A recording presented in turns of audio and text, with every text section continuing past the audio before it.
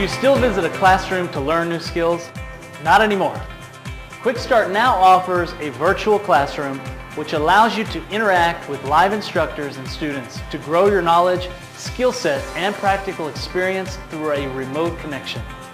This means you can now get trained from any part of the world. Our seasoned instructors have the experience and practical exposure to provide you with the knowledge, live examples, personal experiences, and tips to help you learn and master new skills. Hi, this is Jeff Rathjen. I'm the Senior Principal Instructor for Quick Start, and I appreciate your taking a second to let me introduce myself to you. One of the things I love to know about people, and so therefore I assume that you'd like to know about me, is what drives me. What's my passions? What's my interests? So let me tell you. I'd say one of my first passions is technology. I've been working with technology since I was very young, and I'm not anymore, and I love it. I get excited about it. I can't stop talking about it, and my friends, I think, get a little sick of hearing about it. So I think nerd pretty much applies to me.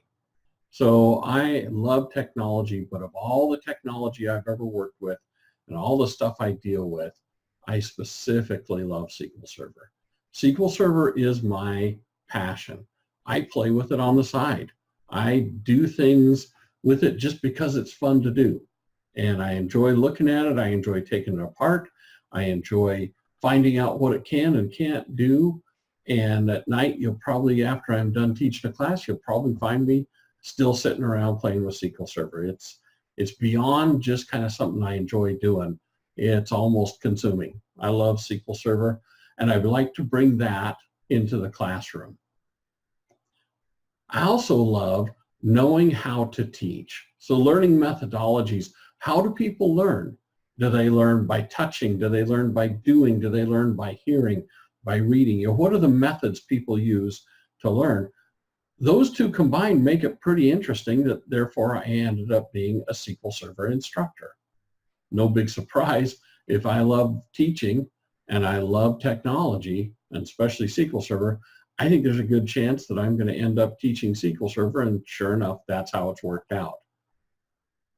I also love other things though. Those aren't my only passions. I love to read, and I specifically love reading classical literature. I like all the old books. Someone once said, never read a book by a guy who's still alive. And boy, I fit into that mold. Not the not being alive part, but reading the right books. So I love to read the oldies. Also an avid leather worker. So I do a lot of working with leather, creating belts, purses, all that kind of stuff. Makes me pretty popular amongst all my friends, and they all like to receive gifts, and so I love doing it. And it's a lot of fun. It's a fun hobby to get into. Also, I'm into tropical fish. As you can probably see in the background over my shoulder, I've got an aquarium set up running, and you can see that. And that's just one of several. And so I love working with tropical fish and playing with them. It's just a fun hobby for me. As far as experience is concerned, I was one of the very first people in the world to achieve the MCSE certification from Microsoft when they first offered it back in 1992. Back then, the certification, I got my first MCSE on Land Manager, which good chance you probably never even heard of, but it was the predecessor to Windows NT, which is the predecessor to what we now know of as Windows Server. So in other words, what that tells you, I've been doing this a long time, and I'm kind of old. But I was one of the very first, not the first, but one of the very first people in the world to achieve that certification. I was also one of the very first people to achieve the MCT certification. MCT stands for Microsoft Certified Trainer, and it's the certification that says Microsoft allows me to do what I'm doing, teaching Microsoft classes. My very first computer was a TRS-80 Model 1. I almost said Trash 80 because that's what we used to call them. A TRS-80 Model 1 from Radio Shack. Back in the day, man, that was hot stuff, and I was pretty excited to get that. And I've worked with pretty much all the platforms I can think of between that and now. I've worked on CP/M Probably you don't even know what that is. Worked with MS-DOS, OS2, LAN Manager, which then kind of turned into Windows NT, which we now think of as Windows Server, and I've done all those and enjoyed and or hated all of them, and usually a little bit of both at the same time. But I remember the first time that I ever saw SQL Server. I was working for a Microsoft partner, and the front receptionist brought in this box and put it on my desk, set it there and said, I think this is a database, so it probably belongs to you. And sure enough, it was a big old box from Microsoft. I opened up the box and there was this thing, and I couldn't figure out what it was called. I didn't know if it was called SQL Server or SQL Server or Squeal Server. And sometimes I still call it Squeal Server when I'm really mad at it. But that's the first time I saw it. And that was the very first release. Before the public ever got to see it, I saw version 1.0. As you know, or may not know, but anyway, Microsoft worked with Sybase to take Sybase's code and develop their own thing that became SQL Server eventually. And that's the first thing I saw, version 1.0 of SQL Server. And I got to tell you, I fell in love with it right away. I installed it and started running it and started playing with it.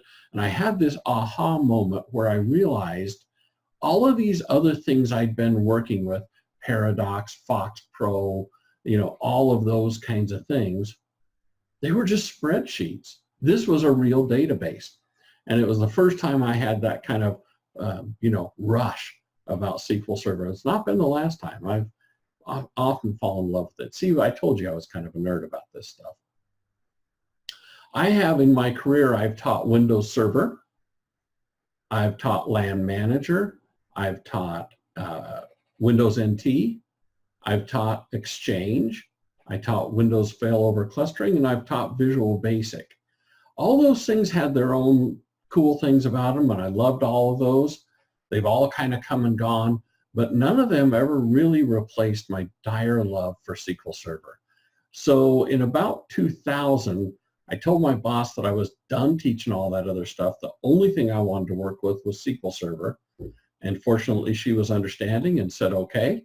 And so I get to teach SQL Server every single day. And I couldn't be happier about it. Because that's my real love.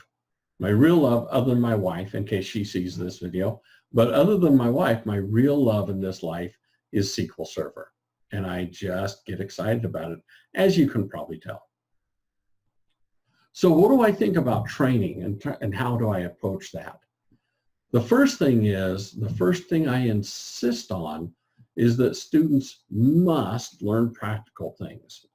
If you want to learn theory and the concepts of how these things work, that colleges are great for that, universities, you're not going to learn it from me.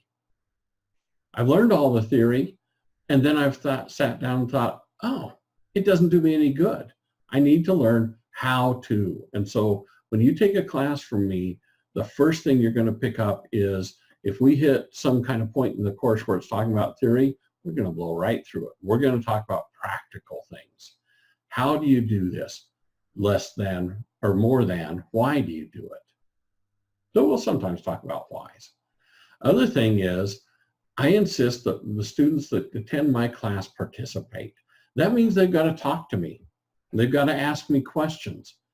I often joke with them and I tell them that you're not going to hurt my feelings. You might guess from my last name, I'm of German descent, and we as a race of people don't have any feelings. We're not a sensitive group of people. And so they're not going to hurt my feelings. And so you should, if you're in my class, ask questions, argue with me, disagree with me, say, Jeff, I don't think it works that way. You're not going to get me mad. I'm just going to enjoy it.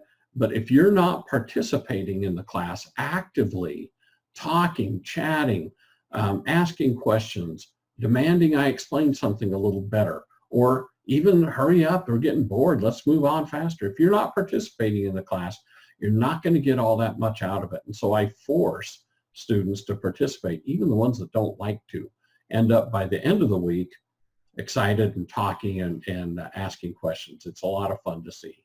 It's especially fun to see those people who are more shy eventually come out of their shell and feel the confidence to ask questions and talk in class. I also insist that I teach what the students want, not necessarily what's in the outline of the course. Now, generally speaking, the students want what's in the outline because, after all, that's why they took that class. But one of the first things I'll say in a class is, look, if you want something that's not in the book, we'll cover it, as long as it's about SQL Server or about anything else I know. And if I don't know about it, I'll find out, because I like to learn. So I want my students to feel like they can ask questions, even if it's not in topic. So if you're taking a class on T-SQL from me and you want to learn about high availability, well, it's not in the class, but guess what we're going to do? We're going to talk about it. All that, of course, depends upon how much time we have, but I'm always willing to stay after class, talk to the students through lunch, through breaks, whatever it takes to get them what they want to know. Also, I always make a point of telling my students that I'm available to them even after the class is over. They can send me an email. I get email from students who took classes from me years ago, and they have a question. I'm not sure how I'd go about doing this or how I would do that. I'm available to my students. I always laugh and say, it's like a marriage. I'm available to you till death do us part. So that's, I want to make myself available and let the students know that I am available so they can send me email, talk to me, ask me questions. And it's always fun to hear from a student how they're progressing and what's going on with them. When we get done with the class, we take an evaluation survey. I don't, but they do, the students do. And one of the questions, I always point out to them, one of the questions is, and the most important question is, overall, how satisfied were you with this class? And it goes from very satisfied to very dissatisfied. Anytime a student doesn't check very satisfied, I want to know why. All those evaluations are anonymous. I don't know who checked what or who gave what score, but I really want to know if such student was not very satisfied, if they were less than very satisfied.